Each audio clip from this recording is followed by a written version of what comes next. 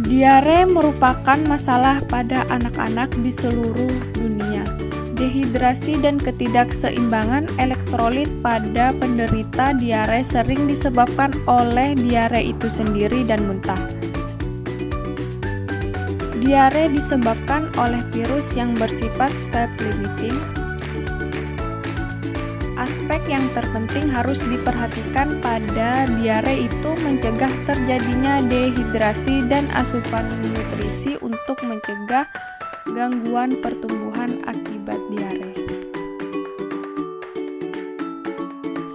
Menurut WHO, penyakit diare suatu penyakit yang ditandai dengan perubahan bentuk dan konsistensi tinja yang lembek sampai mencair dan bertambahnya frekuensi buang air besar yang lebih dari biasa, yaitu 3 kali atau lebih dalam sehari yang dapat disertai dengan muntah atau tinja yang berdarah.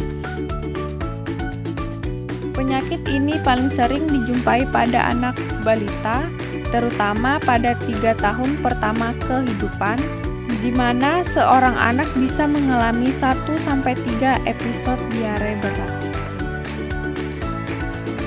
Penyebab diare pada anak dapat disebabkan oleh berbagai infeksi atau proses peradangan pada usus. Penyebab lain diare juga disebabkan karena bakteri parasit dan virus, keracunan makanan, efek obat-obatan. Adapun faktor yang menyebabkan penyakit diare dibagi menjadi 3, meliputi yang pertama, infeksi bakteri yang berkembang di saluran pencernaan mengakibatkan terjadinya peradangan sehingga meningkatkan sekresi air dan elektrolit. Dapat terjadi meningkatnya suhu tubuh karena daya tahan tubuh menurun, isi usus yang berlebihan, dan penyerapan makanan juga ikut menurun, sehingga mengakibatkan terjadinya diare. Yang kedua, stres memberikan impuls-impuls ke usus untuk meningkatkan gerakan peristaltik. Keadaan ini juga bisa mengakibatkan diare. Stres juga meningkatkan rasa cemas dan takut yang dapat mengakibatkan psikologi menurun. Yang ketiga, absorpsi yang tidak normal pada karbohidrat, lemak, protein mengakibatkan tekanan osmotik meningkat sehingga terjadi pergeseran air dan elektrolit ke rongga usus yang dapat meningkatkan isi rongga usus sehingga terjadi diare. Infeksi enteral yaitu infeksi saluran pencernaan makanan yang merupakan penyebab utama diare pada anak. Contohnya seperti infeksi bakteri, Vibrio, E. coli, Salmonella, Shigella, Campylobacter, Yersinia aeromonas. Gejala dan klasifikasi diare. Gejala: terdapat 2 atau lebih tanda-tanda berikut: letargis atau tidak sadar, mata cekung, tidak bisa minum atau malas minum, cubitan kulit perut kembali sangat lambat. Klasifikasi diare dengan dehidrasi berat. Selanjutnya, gejala gelisah, rewel atau mudah marah, mata cekung, haus, minum dengan lahap, cubitan kulit perut kembali lambat. Klasifikasi diare dehidrasi ringan atau sedang. Selanjutnya, gejala tidak cukup tanda-tanda untuk diklasifikasikan sebagai diare dehidrasi berat atau ringan dan sedang. Klasifikasi diare tanpa dehidrasi. Selanjutnya, gejala dengan dehidrasi, klasifikasi diare persisten berat. Selanjutnya, gejala tanpa dehidrasi diklasifikasikan diare persisten. Dan yang terakhir, ada darah dalam tinja diklasifikasikan dengan disentri. Tanda dan gejala. Yang pertama ada muntah atau suhu tubuh meningkat, nafsu makan berkurang. Yang kedua, sering buang air besar dengan konsistensi tinja cair, tenesmus, hematochezia, nyeri perut atau kram perut.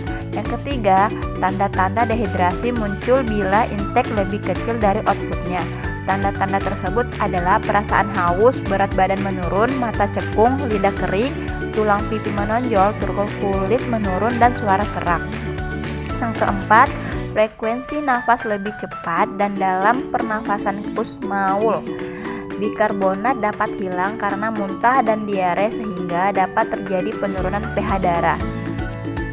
Yang kelima, anuria karena penurunan perfusi ginjal dan menimbulkan nekrosis tubulus ginjal akut. Dan bila tidak teratasi, klien atau pasien berisiko menderita gagal ginjal akut. Yang keenam, demam pada umumnya. Demam akan timbul jika penyebab diare mengadakan invasi ke dalam sel epitel usus. Penata laksanaan. Sebelumnya kita mengetahui dulu tujuan dari penata laksanaan diare pada anak, yaitu pertama, mencegah dehidrasi, kedua, mengobati dehidrasi, ketiga, mencegah gangguan nutrisi dengan memberikan makanan selama dan sesudah diare, keempat, memperpendek lamanya sakit dan mencegah diare menjadi berat. Prinsip dari penata laksanaan diare. Prinsip dari penata laksanaan diare pada balita adalah lintas diare yang didukung oleh Ikatan Dokter Anak Indonesia atau IDAI dengan merekomendasi WHO. Rehidrasi bukan satu-satunya cara untuk mengatasi diare, tetapi memperbaiki kondisi usus serta mempercepat penyembuhan atau menghentikan diare dan mencegah anak kekurangan gizi akibat diare. Kementerian Kesehatan telah menyusun 5 langkah tuntas diare atau lintas diare, yaitu pertama, rehidrasi menggunakan oralit osmolaritas rendah.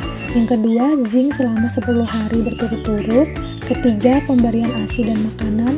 4, pemberian antibiotik sesuai indikasi. Kelima, nasihat pada ibu atau pengasuh anak oralit. Oralit adalah campuran garam elektrolit yang terdiri atas natrium klorida, natrium kalium klorida, sitrat, dan glukosa. Olarit osmolaritas rendah telah direkomendasi oleh WHO dan UNICEF.